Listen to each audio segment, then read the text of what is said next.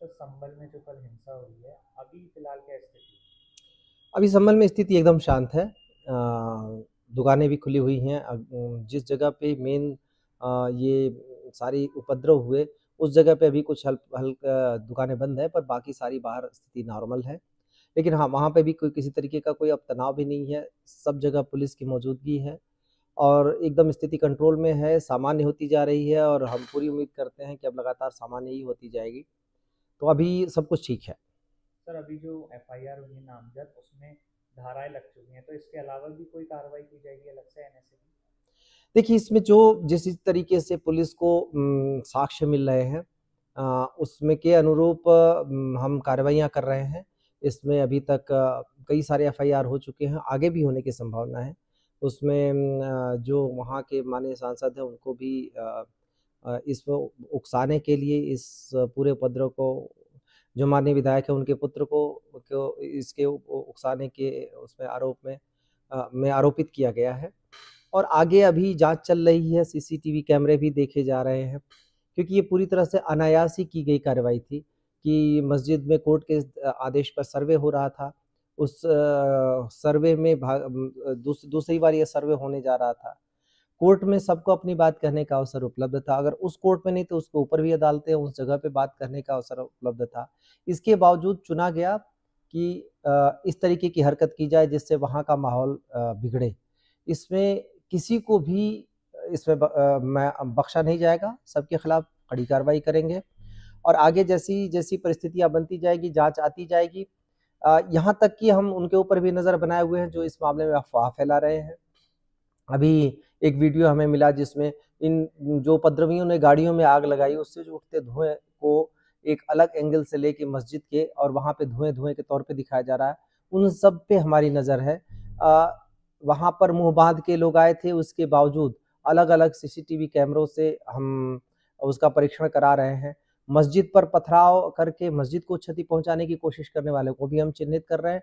इन सारे मामलों में जहां जहां भी उकसावे की बात आएगी वहां पे हम कार्रवाई करेंगे। सर अभी तक कितनी डेथ हुई है और जो पोस्टमार्टम रिपोर्ट आई है उसमें गोली लगने की बात है तमंचे से, उस पर आपका क्या? निस्संदेह जो चार अभी तक चार डेथ कंफर्म हुई हैं, चारों का पोस्टमार्टम भी हो चुका है और पोस्टमार्टम की रिपोर्ट में प्रथम दृष्टया देशी बंदूक से जो के में जो कारतूस इस्तेमाल होते हैं उससे लगने की बात है।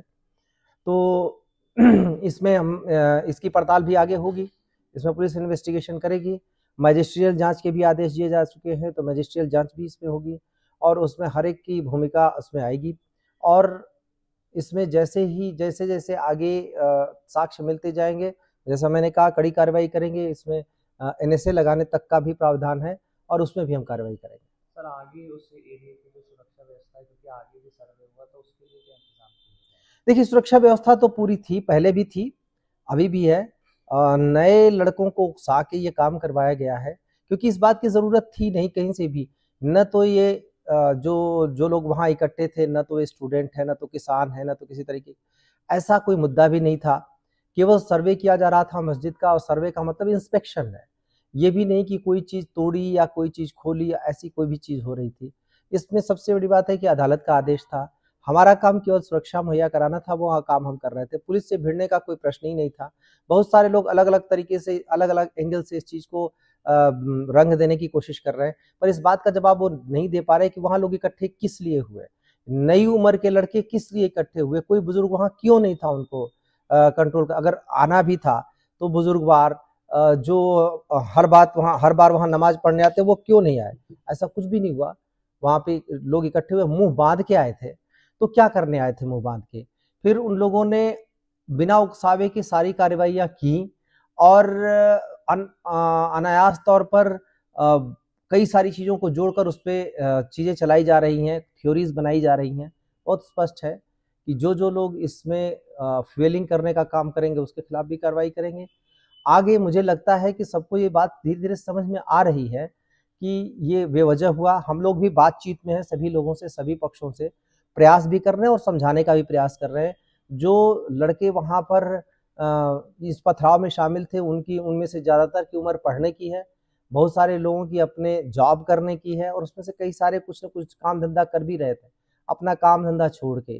इस तरीके की चीज़ों में, गतिविधियों में संलग्न होना वो किसी के लिए भी अच्छा नहीं है। अफ़सोस है जो जिसमें अनायास लोगों के कुछ लोगों के उकसावे में आकर डेथ भी हुई, घायल भी लोग हुए, और ये दोबारा इस तरीके की चीज़ें ना हो, इसके लिए हमारी पूरी तैयारी है और इंश्योर करेंगे कि किसी भी तरीके की इस तरीके की चीज़ दोबारा ना होने पाए।